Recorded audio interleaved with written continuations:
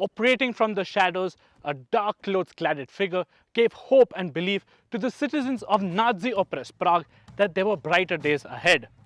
This urban legend earned itself the name Perak. 75 years on, there is a new Perak. This, the Jawa Perak. And it too is meant to give hope and belief that there are brighter days ahead for the Jawa brand. So does it? Is Jawa finally getting in its stride? If you want to know the answer, make sure you're subscribed to ZigWheels and also click that little bell icon next to it to stay notified of our awesome automotive videos. Have you done that already? Let's get cracking.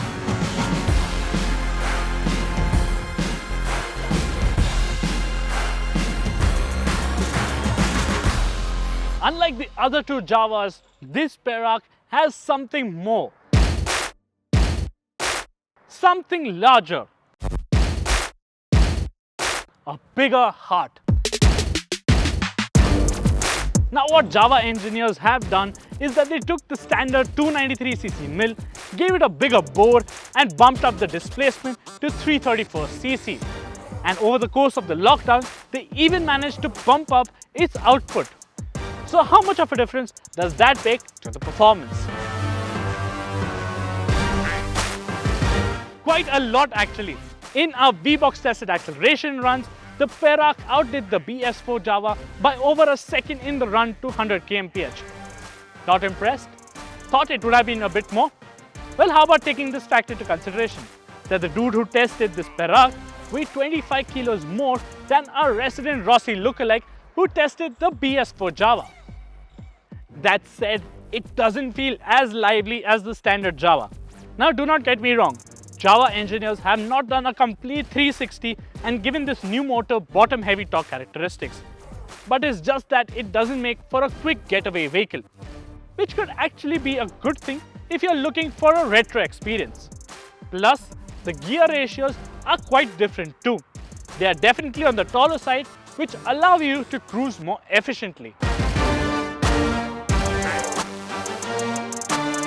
Revisions to the powertrain result in a more versatile commuting experience. You do not have to work the gearbox as much, which is a good thing as the shifts are a bit clunky and the clutch action is on the heavier side. But thanks to the taller gearing, you can trundle along at 45-50 kmph in 5th gear.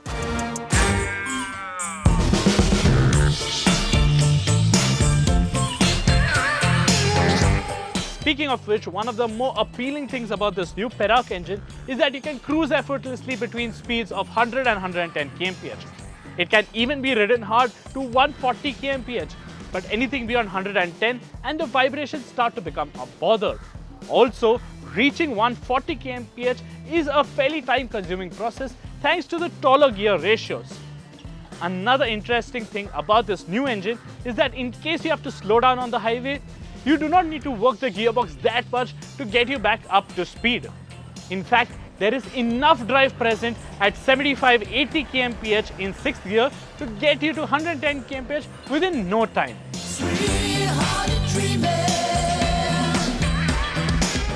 But if you do ride sensibly, you might even be able to extract the same fuel efficiency figure that our Sasta stick did on the highway.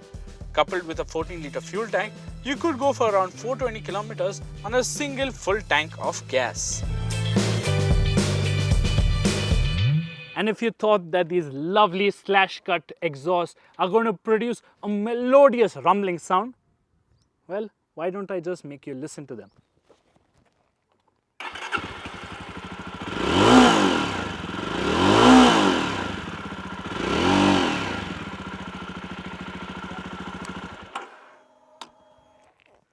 It isn't exactly rumbling, right? It's quite muted and mellow, not really thrilling or exciting. The Perak possesses some of the sporty genes that Jawas are known for. Given its long wheelbase, extra weight, changes to the steering geometry and different tire sizes, it isn't as agile as the classic Jawa.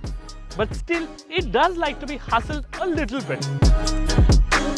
It's relatively light on its feet and holds its line around sweepers like these quite well. Cornering clearance isn't that much of an issue, and only when you start pushing this Perak to its extreme limits is when you end up grazing the side stand on the left side and the exhaust on the right. The suspension is set up on the former side, and it does get a bit annoying when you can feel every single ripple on the road at crawling speeds. That said, the ride does flatten out as you gather momentum.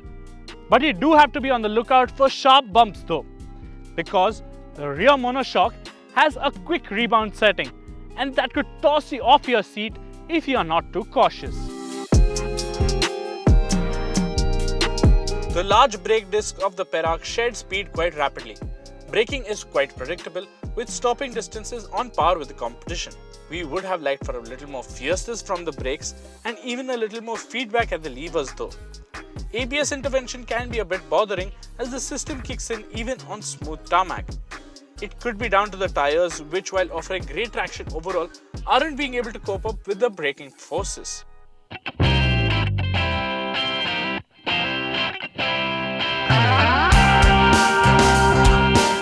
The Perak is nothing short of a style statement on wheels. Just look at it. The dark overalls, the gold touches, that single piece floating seat, and even that integrated tail lamp. All of these bits make the bike look exquisite. But that is when you're observing social distancing norms from it. As you get closer, you start to notice that the bike isn't that nicely put together. I mean, there are panel gaps and rough edges all around the motorcycle. And those rear turn indicators, well, they seem to be somewhat of an afterthought. Now we have to state that things have improved since BS4 times, but the quality levels are nowhere as close to some of its rivals like the Meteor 350 or even the Imperiale 400. Given its almost 2 lakh rupee price tag, the Perak doesn't offer many modern features. No LED headlight, no digital dash, and even the inset just displays the odometer. No trip meter, no clock, no tacho, nothing. And then there is this dash itself. I know it's nostalgic and just like the old Jawas, but I can barely read the speedo. Between 40 and 120 kmph, I cannot make out the exact speed. One way that Jawa could have made this experience better is that they could have angled this dash itself and made a small chamfer on this panel. This would have made readability much better. The biggest problem on the Perak though is its ergonomics.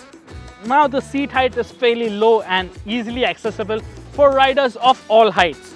And even the reach to these wide bars isn't that much. But the problem lies with these foot pegs. Why are they positioned here? They could have been very well a little forwards or even over here to give you that authentic bobber riding experience. And since they are so high up, taller riders are sitting in a rather knees up position, almost like you're sitting on the toilet. And after riding for 100-150 kilometers in a single go, it does get rather discomforting and it will force you to take a stop. Another small issue is the angle of the seat. It is horizontal and not sloping downwards. So whenever you brake hard, you slide forwards into the tank. This constant going back and forth also tires you out. Lastly, the bar and mirrors do tend to foul constantly with your palms, especially if you're a heavy-set rider. Yes, this is a bobber, and bobbers are conventionally single-seaters. So if you are keen on purchasing this bike, you will have to keep this in mind, that in case if you're out on a date night and your date or your significant other is impressed by the looks of the Perak, you will have to call for an Uber to get them home.